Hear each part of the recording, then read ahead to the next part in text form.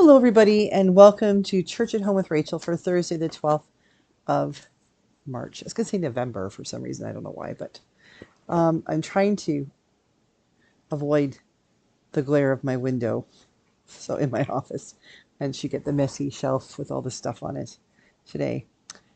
Today, I want to share with you a devotion from our daily bread that I have brought with me since I was in Wainwright. This is from January 1st, 2023, so 3 years old. And it's written by Mike Whitmer, and it's based on Philippians chapter 1, verses 12 to 21. And the first little, they always have a piece of scripture, so a sentence. It says here, "Rejoice in the Lord always. Again, I will say rejoice." Philippians chapter 4, verse 4. Keith was feeling down as he trudged through the produce aisle. His hands trembled from the first signs of Parkinson's disease. How long before his quality of life began to slide? What would this mean for his wife and children? Keith's gloom was shattered by laughter. Over by the potatoes, a man pushed a giggling boy in a wheelchair. The man leaned over and whispered to his son, who couldn't stop grinning. He was noticeably worse off than Keith, yet he and his dad were finding joy where they could. Writing from prison or under house arrest as he awaited the outcome of his trial, the Apostle Paul seemingly had no right to be joyful. Philippians 1:12-13.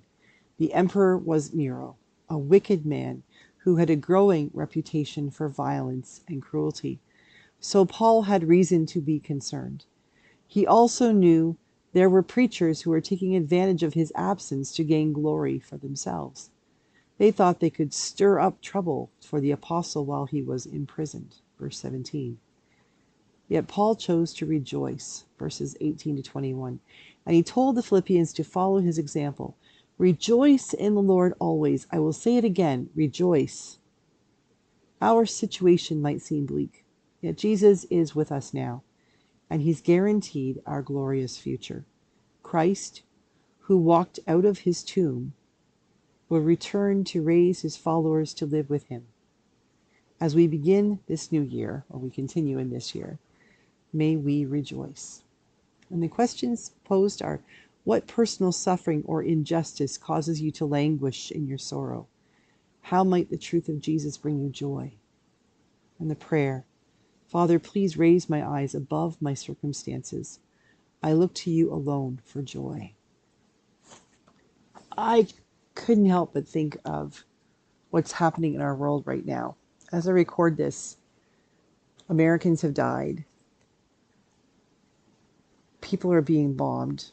The rhetoric being used by those who are bombing both sides is absolutely horrendous. It doesn't feel like there's much joy to have. Closer to home, we look at people to the south of us who are not necessarily dealing with Parkinson's, but they're dealing with life-limiting diseases right now. They're dealing with rulers who indicate that, you may not be able to vote if your birth certificate is not the same as your name now, which means for a lot of women who have married and changed their names that being able to vote means having to have a passport. And having a passport means you have to have money to pay for it. How many people, how many women, how many people who are legitimate members of society won't be able to vote if this changes in the States? And I fear the same thing in Canada, that we might in certain provinces get to the point where it will be so important to choose the us versus them that legislation will happen that gives us, essentially limits us all to wheelchairs in some way, shape, or form. It's easy to be overwhelmed right now. It's easy to look at the world and say, what the hell? What are we going to do?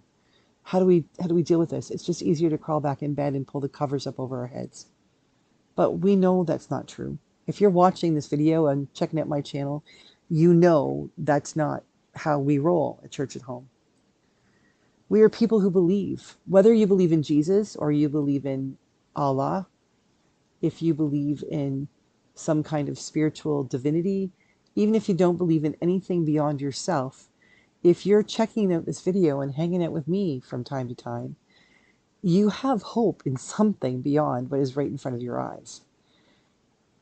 I hope that one day that you will know what I know in my heart to be true, that Jesus Christ is real, and that he is the one who gives me peace and hope and gives me the ability to get up in the morning and take the blanket off my head and say, no, Satan, devil, inhumanity, evils of the world, whatever you want to call them, you're not going to win. You're not going to ruin my day. And I'm not going to let you ruin the day of the people around me. We all need to be like this man who realizes, in the midst of his own diagnosis of Parkinson's, that he was able to look over and see a child who seemingly was worse off than him, but wasn't living that way. Yeah, our world feels like it's going to hell in a handbasket right now. But the truth is, that handbasket can be carried by somebody else. We can change the course. It doesn't have to be going to hell. And it doesn't mean that we have to do miraculous big things on a world stage. What it means is that we do things small and local. We do it in our own families, in our own communities, in our own workplaces, where we hang out, where we go to the library, where we buy our coffee, where we pick up the newspaper. We can change things simply by making the decision to rejoice, to find something to rejoice in. So today, as I'm feeling pretty over what's happening in the world, I rejoice that there are people out there who are trying to tell the truth about what's happening. I rejoice that there are children out there who, regardless of what's happening, like the children in Ukraine, who are listening to the bombs and they are seeing what's happening, and yet they will still rejoice and go and pick that first flower that they see in the spring. Or somebody throws a soccer ball in their midst and they, for 10 minutes, they'll just ignore everything else and play the way children were intended to play.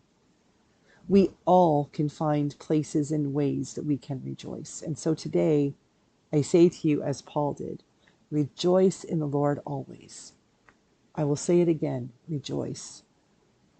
What's your joy today? Find your joy, even if it's just a little thing. A little bit of joy can change the world. Go and change yours. And then come back sometime and type in the comments what your joy was. I tell you honestly, I get great joy when I read your comments, and I try my best to at least like them and heart them and comment when I can, but I can't always get there. But I love to see when people are interacting, and I love it when you all interact with each other. That's really cool. This is a weird place to have community, but we sort of do have a church at home, a community that we support each other in. And whether you realize or not, people ask me about you guys all the time. And like you each ask, I get emails and messages and stuff that want to check in and say, I haven't seen so-and-so lately commenting. How are they? And things like that. You are loved. Maybe that might be the only thing you can rejoice in today. But rejoice in it because you are. Have a great day. God bless you. And I'll see you again tomorrow for Church at Home with Rachael.